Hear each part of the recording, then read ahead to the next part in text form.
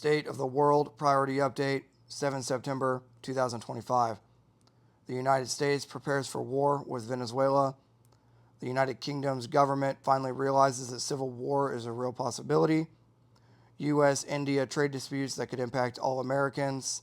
Christian schools are under attack in the United States. And should trans individuals be allowed to exercise their Second Amendment rights?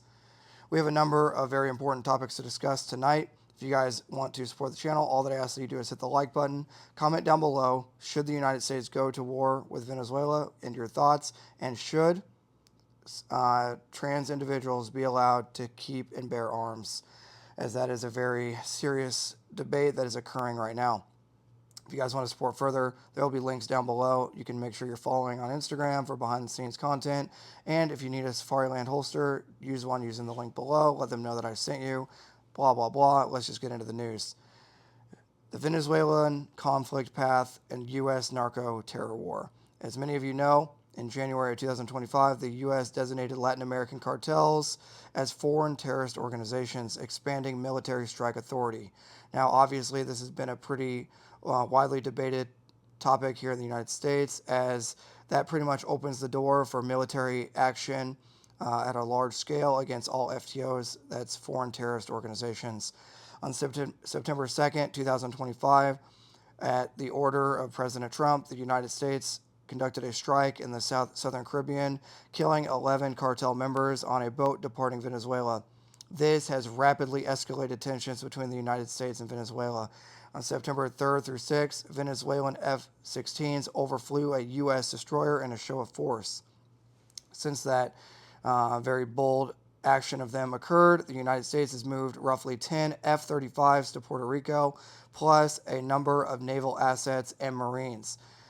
The United States Navy is staging a ton of assets in the area surrounding Puerto Rico, as well as many Marine detachments. President Trump warns hostile Venezuelan jets will be shot down and denies any regime change agenda. The composition and disposition of Venezuelan forces are as follows. Venezuelan forces have 109,000 active troops with 8,000 reserve soldiers and 220 paramilitary, to include law enforcement personnel. They have Su-30s and F-16s split across 2 bases in Venezuela. The United States capacity of military force is overwhelming advantage. Carrier strike groups, stealth jets, the United States Army, the United States Marine Corps, ISR dominance, and the list goes on. Okay. Escalation ladder, terrorism designations, strikes, and a tit-for-tat posturing equals a high miscalculation risk. Currently, the way things sit, any misstep by either side could result in a full-scale war. Keep in mind that since President Trump was elected, he has not bluffed at all.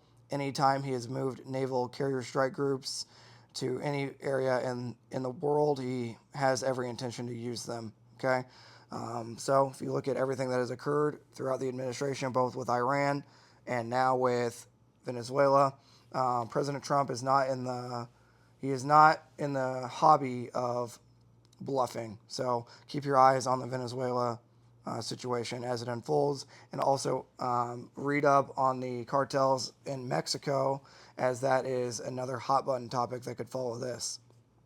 Moving on to a little bit more Venezuela posturing. Venezuela is dispersing the F-16 and Su-30s jets for defense signaling. This is just in right now, so they're moving jets. U.S. presence near Florida and Caribbean islands is heavily fortified with stealth jets and Navy surface combatants ready for interdiction missions. So again, the United States is not playing any games when it comes to this Venezuelan threat. Moving on to the United Kingdom issue. Reminder, guys, hit the like button and donate down below to the ammo fund or whatever you want to do to support the channel. Thank you for doing all that. Even just leaving a llama down below helps out a ton. Let's move on to the next story. United Kingdom immigration protests and political upheaval. The United Kingdom is facing a record number of riots and protests across their nation.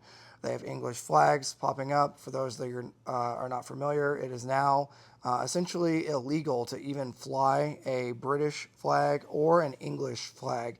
It is basically illegal for them to be proud of their own heritage. Obviously, this has turned into a racial concern based on Middle Eastern uh, anti-immigration protests. Okay, so you basically have Middle Easterns versus English people of English heritage, and due to the racial narrative, could be a serious, well, it already is a very serious occurrence in the United Kingdom that could lead to civil war, as many protests leading into riots have occurred across the country, with the English flag being spray painted and hung all over the country, and those individuals being unlawfully arrested.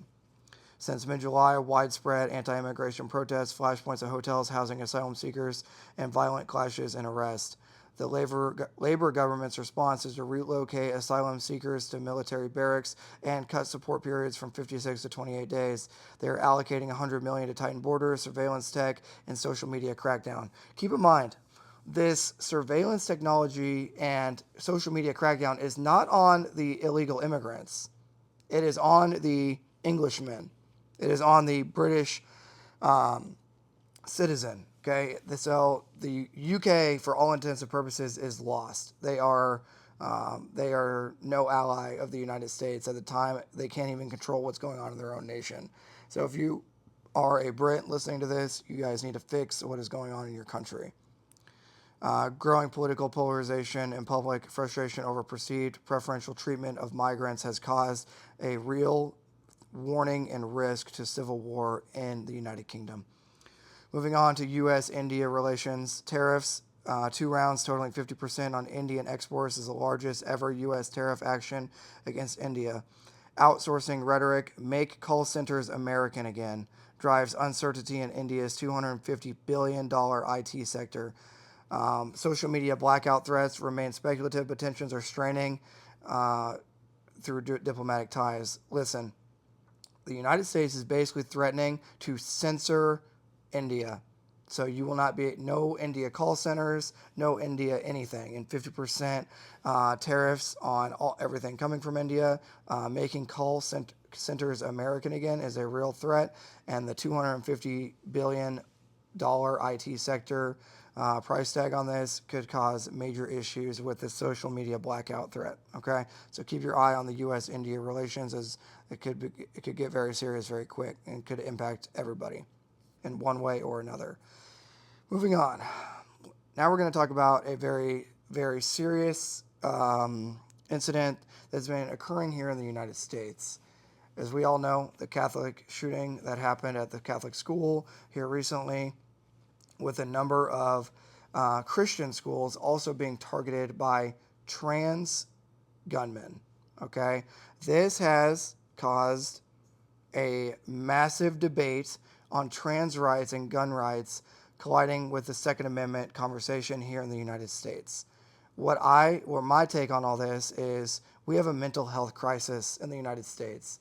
And regardless of if you are trans or not, if you are not mentally sound, you can't.